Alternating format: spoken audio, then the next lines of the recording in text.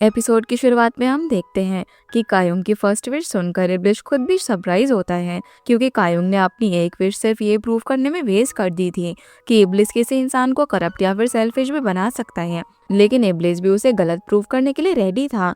अब घर लौटते वक्त उन्हें पहली इंसान मिलती है, मिस कांग। उसे देखकर इब्लिस बहुत ज्यादा खुश हो जाता है और उसके जैसे लोग आसानी से भटक जाते हैं। और जो सेकंड पर्सन उन्हें मिलती है वो कायुंग की स्कूल की क्लासमेट होती है, जो कि विलेज के ही बैंक में काम करती थी। इब्लिस उसे भी देखकर काफी खुश हो जाता है, क्योंकि उसके अकॉर्डिंग वो भी जल्दी करप्ट हो जाएगी। तभी वहाँ पर एक कुत्ता आता है, जो कि अचानक से भौंकना शुरू कर देता है और इब्लिस डर जाता है। कायुंग तुरंत ही उसे घूरती है और पूछती है कि कुत्ता उसे कैसे देख सकता है, क्या उसने हेयर क्लिप हटा दिया है। तब वो तुरंत एक्सप्लेन करता है कि एनिमल्स उसे हमेशा देख सकते हैं, चाहे वो इनविजिबल हो या फिर नहीं। ये सुनकर कायुंग हैरान होकर वहाँ से जाने लगती है, पर इब्लिस उस कुत्ते के साथ खेलता है और बोलता है कि वो उसकी भी विशेष पूरी करेगा। पर कायुंग उसे डांटती है और बोलती है कि डॉग्स अलाउड नहीं है। पर इब्लिस बोलने लग जाता है कि उसने ये नहीं बोला था कि वो सिर्फ इंसानों को ही विश दे सकता है।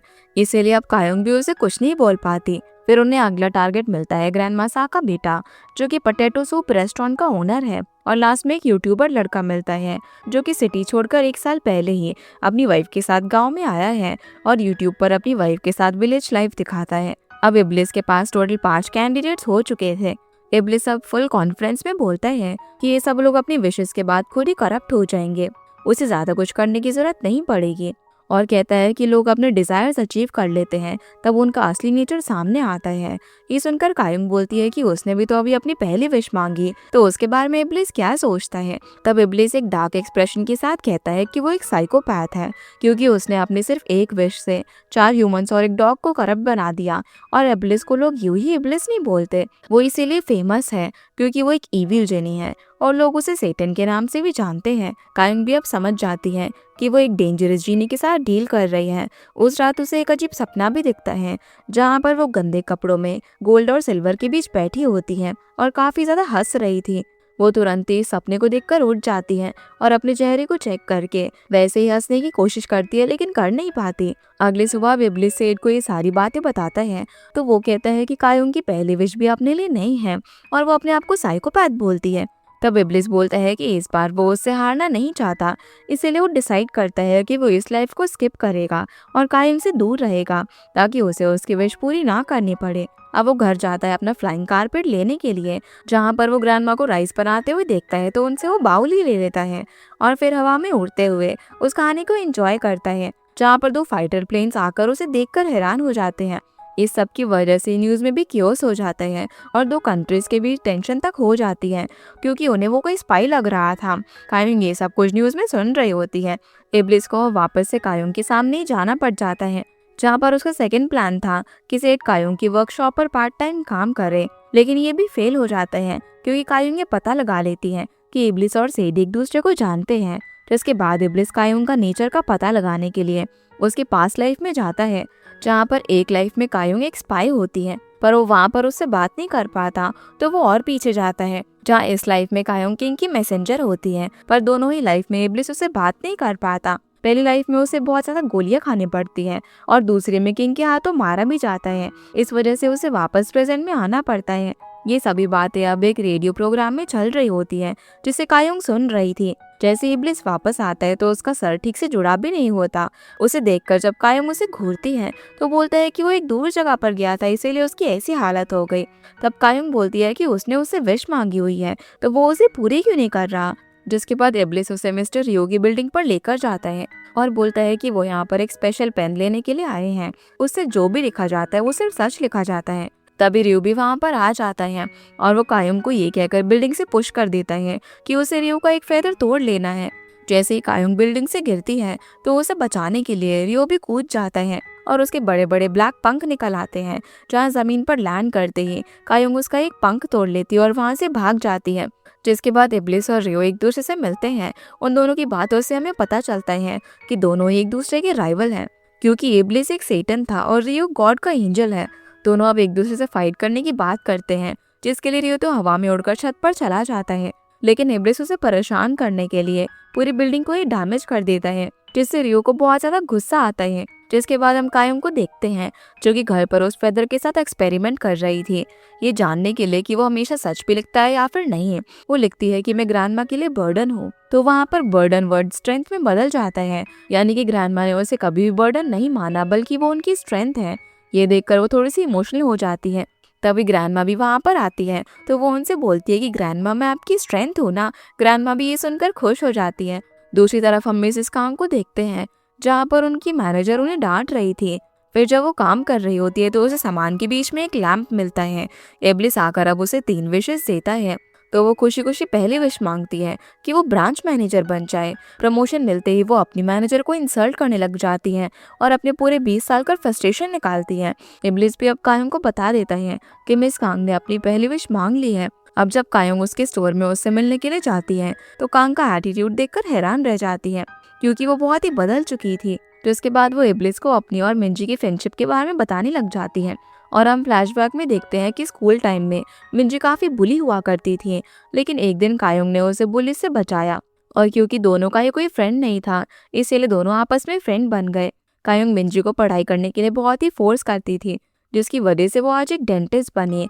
दूसरी तरफ हम रियो को देखते हैं जहाँ पर उसके असिस्टेंट उसे सारी खबर दे रही थी कि कायोंग ने अपनी पहली विश बता दी है और इब्लिस उसे पूरी करने में लगा हुआ है। उन्होंने रियो का फेदर भी इसीलिए लिया था ताकि वो एक रियल रिकॉर्ड बिना किसी चीटिंग के रख पाए। और रियो तो सिर्फ इब्लिस के हारने का वेट कर रहा था, क्योंकि उसे ही गॉड से टास्क मिला था कि वो इब्लिस के हारने पर उसका सर उसकी बॉडी से अलग करे। लेकिन वो थोड़ा सा अंडर कॉन्फिडेंट भी था, क्योंकि उसने इतने सालों में साइकोपैथ्स के ऊपर बहुत सारी बुक्स पढ़ी थी और उसका मानना था कि कायोंग एक भी विश नहीं मांगेगी। लेकिन उसने पहली विश मांग ली, इसीलिए अब उसे कायोंग पर बिल्कुल भी भरोसा नहीं था। रात को अब जब इब्लिस वीडियो गेम खेल रहा था, तभी वो एक आदमी को देखता है जो कि स्मोक करके सिगरेट सड़क में ही फेंक देता है। ये देखकर वो उसे उठाने के लिए बोलता है, पर वो आदमी इब्लिस को डिसरिस्पेक्ट करता है। इसलिए इब्लिस अब सईद को बुलाता है ताकि वो उस आदमी को सबक सिखा सके। और सईद अपने असली रूप में आकर उसे बहुत डराता है और जंगल में भाग जाता है, जहाँ पर उसे एक आउल मिलता है। असल में वो आउल होती है मिस्टर रियो की असिस्टेंट, जिसका नाम था आयरिम। और वो दोनों काफी अच्छे दोस्त भी थे। जब वो बात कर रहे थे, तभी चीफ पार्क अपने लोगों के साथ पैंथर को ढूंढने के लिए जंगल में आ जाता है, तो वो दोनों ह्यूमंस बनकर वहां से चले जाते हैं। जिसके बाद सईद इब्लिस से मिलता है और उसे कायोंग की रूटीन के बारे में बताने लग जाता है कि वो कार रिपेयर स्टोर चलाने के अलावा भी स्टॉक्स में इन्वेस्ट करती है और वही उसका मेन काम है। वो महीने में 4 दिन अपनी जॉब से रेस्ट लेती है, क्योंकि उन दिनों में वो स्कूबा डाइविंग, हाइकिंग करने और सेम डिनर करने के अलावा एक वर्कशॉप के लिए भी जाती है। वो ऐसा इसीलिए करती है क्योंकि वो स्कूबा डाइविंग और हाइकिंग करते हुए अपनी नेचुरल डेथ प्लान कर रही थी, क्योंकि वो अपनी ग्रैंडमा के डेथ के बाद जिंदा नहीं रहना चाहती थी और वर्कशॉप में भी बस अपने लिए कॉफिन्स बनाती रहती थी ताकि उसके मरने के बाद किसी और को उसके लिए मेहनत ना करनी पड़े। इस वजह से इब्लिस और सैयद अपने काम में भी एक्टिव हो जाते हैं, क्योंकि अगर कायोंग मर गई तो इब्लिस का प्लान ही फेल हो जाएगा और कायोंग को मारने से रोकने के लिए उन्हें उसकी ग्रैंडमा को भी जिंदा रखना था। इसीलिए इब्लिस ग्रैंडमा का सारा काम खुद ही करने लग जाता है और उनका बहुत ही ख्याल रखता है। फिर सईद इब्लिस को ये भी बताता है कि कायोंग उससे अपनी पिछली लाइफ के बारे में पूछ रही थी कि आखिर वो 983 इयर्स पहले किस तरह मरी थी, पर सईद ने उसे कुछ भी नहीं बताया। इब्लिस ये जानकर काफी डिसअपॉइंटेड हो जाता है, क्योंकि वो उसे याद रखता था, लेकिन कायोंग को तो कुछ भी याद नहीं था। वो बस ये जानना चाहता है कि क्या उसे कभी रिग्रेट हुआ था दूसरों के लिए विश करने का। ये सवाल वो सालों से अपने दिल में लिए घूम रहा है। अब वो सईद को स्ट्रिक्टली उसे कुछ भी बताने से मना कर देता है उसके पास्ट के बारे में, लेकिन उसे पता नहीं होता कि कायोंग बाहर खड़ी होकर ये सब कुछ सुन रही थी।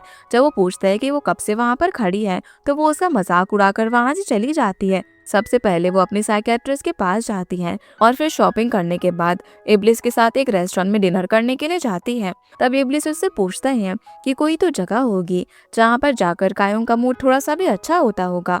तो कायोंग उसे अपने टाउन का सबसे ऊंचा टावर दिखाती है। इब्लिस अब उसे उड़ाकर वहाँ पर लेकर जाता है। कायोंग उसकी तरफ बढ़ती है और उसे बोल देती है कि मुझे तुम पसंद हो, जो सुनकर इब्लिस शॉक हो जाता है। जब वो उसे इसका रीजन पूछता है तो कायोंग कहती है कि वो एक कार की तरह है, स्ट्रॉन्ग भी और ब्रिलियंट भी। ये सुनकर वो कंफ्यूज हो जाता है और थोड़ा हर्ट भी फील करता है, क्योंकि वो उसके लाइफ के टॉप इम्पोर्टेंट लोगों में भी नहीं आता। वो गुस्से में पूछता है कि उसमें भला पसंद करने जैसा क्या है। पर कायोंग की कोल्ड आइज देखकर वो चुप हो जाता है और खुद को कंसोल करता है कि वो खुद ही इम्प्रूव करेगा। फिर वो कहता है कि वो अपनी मास्टर को एक अनफॉरगेटेबल नाइट देगा। अब उसकी चुटकी बजाते ही सिटी की सारी लाइट्स बंद हो जाती है और आसमान में तारे चमकने लग जाते हैं, जो सीन देखने में बहुत ही ज्यादा मैजिकल था। कायोंग सोचती है कि शायद अब किस होगा, क्योंकि वो मिंजी की उस बात को फील करना चाहती थी कि जब कोई लड़का साथ में स्टार्स देखने के लिए पूछे तो उसका मतलब ये था कि वो उसे किस करना चाहता है। और किसी को किस करके कैसा लगता है कायोंग देखना चाहती थी। तो उसने इब्लिस को किस किया पर उसे कुछ भी फील नहीं हुआ और वो सोचने लग जाती है कि आखिर किस करके लोगों को क्या ही मजा आता है। इब्लिस तो उसके किसिंग स्टाइल को देखकर बहुत ही ज्यादा शौक था। अब वो खुद फाइनली उसे प्रॉपरली किस करता है, जिससे आसमान के साथ साथ सिटी की भी सारी लाइट चमकने लग जाती हैं। इसके बाद टीवी स्टेशन को रिपोर्ट मिलती है कि कोई सीसीटीवी हैक कर रहा है और वो कायोंग होती है, जो बस उस रात का उनका किसिंग वाला वीडियो देखना चाहती थी। दूसरी तरफ इब्लिस कायोंग से बहुत ज्यादा डरा हुआ था, क्योंकि कायोंग उसे हर जगह ढूंढ रही थी दोबारा से किस करने के लिए।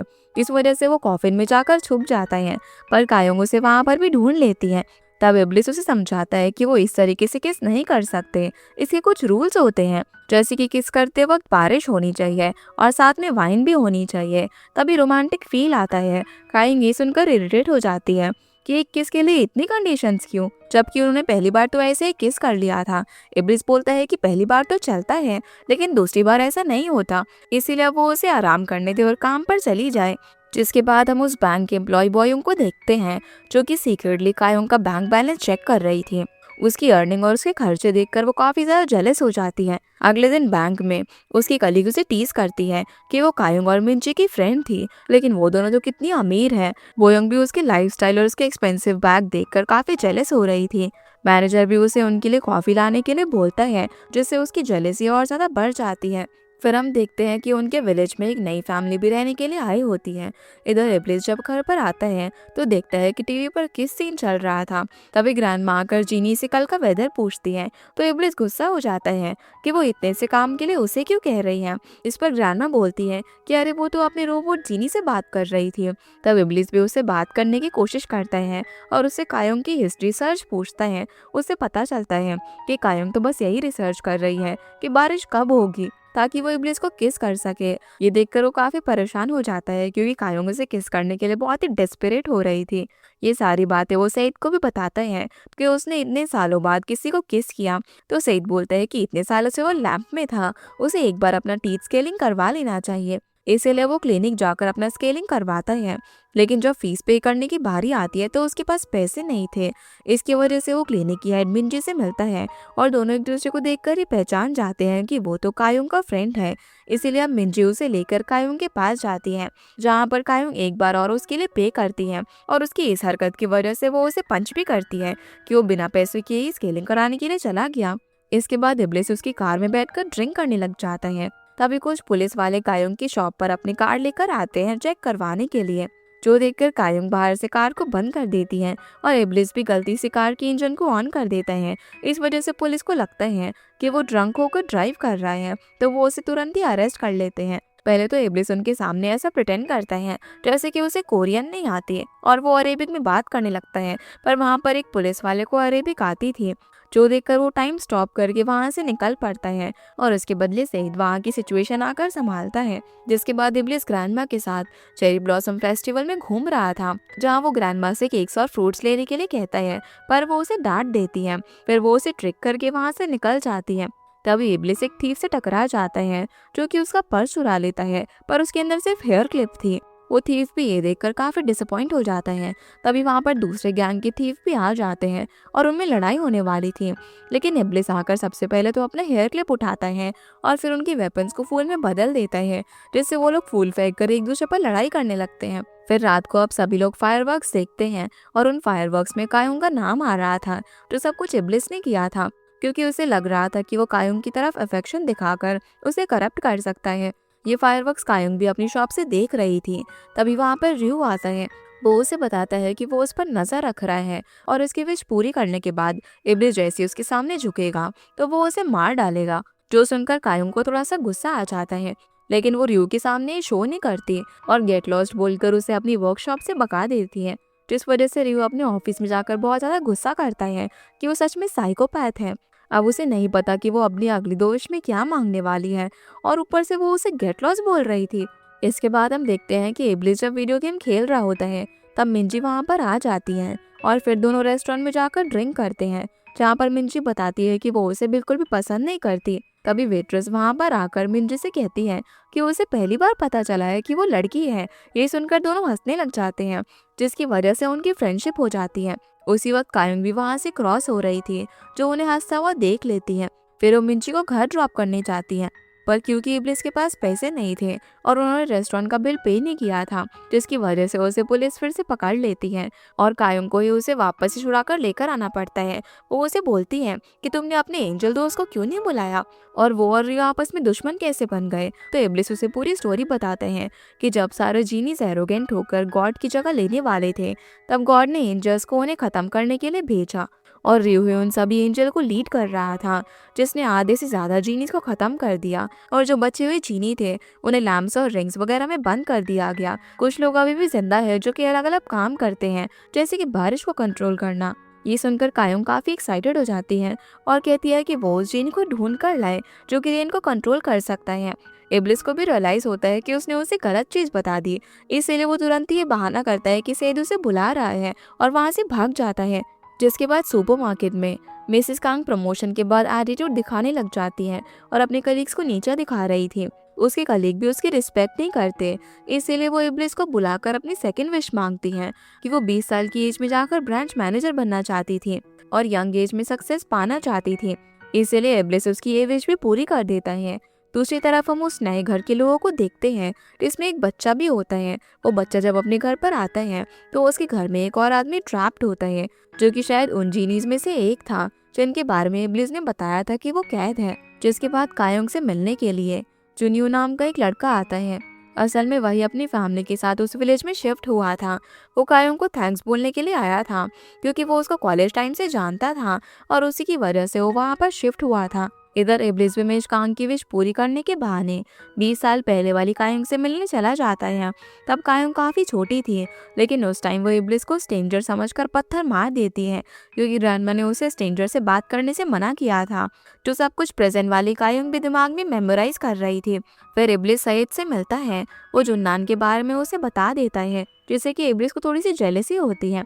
अब बारिश होने की वजह से कायोंग हर जगह पर इब्लिस को ढूंढ रही होती है। तब बारिश रुकने पर वो उससे विलेज की सुनसान सड़क पर मिल जाता है, जिस वजह से कायोंग उस पर काफी ज्यादा गुस्सा होती है, क्योंकि वो उसे बारिश रुकने के बाद मिला था और उसका इम्पोर्टेंट मोमेंट मिस हो गया। तभी डॉग भी वहाँ पर आकर भौंकने लग जाता है, और क्योंकि ये डॉग हमेशा कायोंग की इमोशनलेस फेस को देखकर भौंकता था, इब्लिस अब उस डॉग की विश पूरी करने का प्लान बनाता है। असल में उस डॉग का नाम म्यूट था और वो विश करता है कि वो एक हैंडसम गुड लुकिंग 40s का जेंटलमैन बनना चाहता था, और इब्लिस उसे ये बना भी देता है। लेकिन उसकी एक रिक्वेस्ट थी कि वो म्यूट को बाकी डॉग्स तक ये मैसेज पहुंचाने के लिए कहे कि वो आगे से कायोंग पर ना भौंके। जिसके बाद वो एक ह्यूमन बन जाता है, जहाँ पर सभी लोग उसकी हैंडसमनेस और पर्सनालिटी देखकर बहुत ज़्यादा इम्प्रेस हो रहे थे। पर सिर्फ ह्यूमन बनना काफ़ी नहीं था, क्योंकि उसके अंदर अब भी एक डॉग ही था, जिसकी वजह से वो सभी के सामने एक इलेक्ट्रिक पोल पर डॉग की तरह सुसु करने लग जाता है। अगले दिन अब जब कायोंग काम कर रही थी, तभी उसकी ग्रैंडमा उसे फ़ोन करके उसकी नोटबुक के बारे में पूछती है, जिसमें उसने कुछ बातें लिखी हुई थी और ग्रैंडमा उसे पढ़ रही थी। जिस वजह से वो इब्लिस की हेल्प लेती है और अपनी डायरी उसे लैम्प के अंदर छुपाने के लिए बोलती है, ताकि उसका डेटा सेफ रह सके। इसीलिए इब्लिस अब उसे अपना लैम्प दिखाने लेकर जाता है, जहाँ पर कायोंग उसे अपनी बातें शेयर करती है कि वो लोगों के लिए एक ऐसे स्टोन की तरह है, जो कि उनके शूज में फंस कर उन्हें अनकंफर्टेबल फील करवाता है। इसीलिए वो अपनी ग्रैंडमा के बाद इमीडिएटली मरना चाहती है, और वो इब्लिस के हाथों मरना चाहती है, क्योंकि वो उसके लिए ज़्यादा आसान और फन रहेगा, और वो नहीं चाहती कि इब्लिस भी रियो से हारे। जो सुनकर इब्लिस थोड़ा सा शॉक रहता है कि कायोंग को पता है कि अगर इब्लिस जीता तो उसे मरना होगा, फिर भी वो उसे ही सपोर्ट कर रही है। दोनों अब लैम्प के अंदर कुछ फर्नीचर लेकर आते हैं और उसे रहने लायक बनाने लग जाते हैं, ताकि कायोंग वहाँ पर बैठकर भी अपना काम कर सके। इस बीच इब्लिस उसे ये भी बताते हैं कि मिस कांग ने अपनी दूसरी विश मांगी है। तो कायोंग बोलती है कि इतनी अपॉर्चुनिटीज होने के बाद भी वो सुपरमार्केट से ही क्यों चिपकी हुई है। तो इब्लिस बोलता है कि इंसान ऐसे ही होते हैं, अपनी टेरिटरी में ही रहकर राजा बनना चाहते हैं, इसीलिए वो उन्हें बिल्कुल भी पसंद नहीं करता। ये सुनकर एक टूल लेकर कायोंग उसके पीछे भागती है उसे मारने के लिए। ग्रैंडमा को उनके चिल्लाने की आवाज बाहर तक आ रही थी, इसलिए वो लैंप को जोर जोर से हिलाने लग जाती है कि उसमें से आवाज कैसे आ रही है।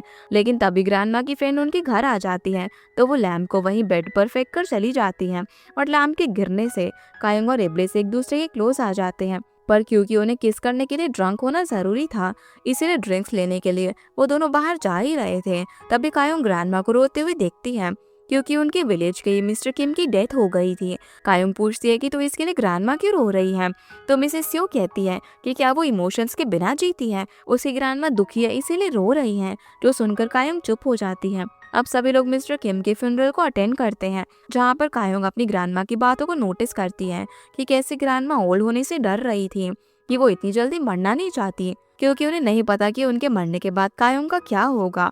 जो सुनकर कायोंग अब इब्लिस से मिलती है और उसे अपनी सेकंड विश के बारे में बताती है। वो चाहती थी कि उसकी ग्रैंडमा यंग हो जाए, बिल्कुल उसी की तरह, ताकि वो एक लॉन्ग लाइफ जी सके। ये सुनकर इब्लिस शॉक हो जाता है, क्योंकि कायोंग की पहली विश अपने लिए नहीं थी और दूसरी विश भी ग्रैंडमा के लिए थी, यानी कि कायोंग को करप्ट करने का और उसे सेल्फिश बनाने का। इब्लिस के पास अब सिर्फ एक आखिरी चांस था। और इसी के साथ हमारा ये एपिसोड यहीं पर खत्म हो जाता है।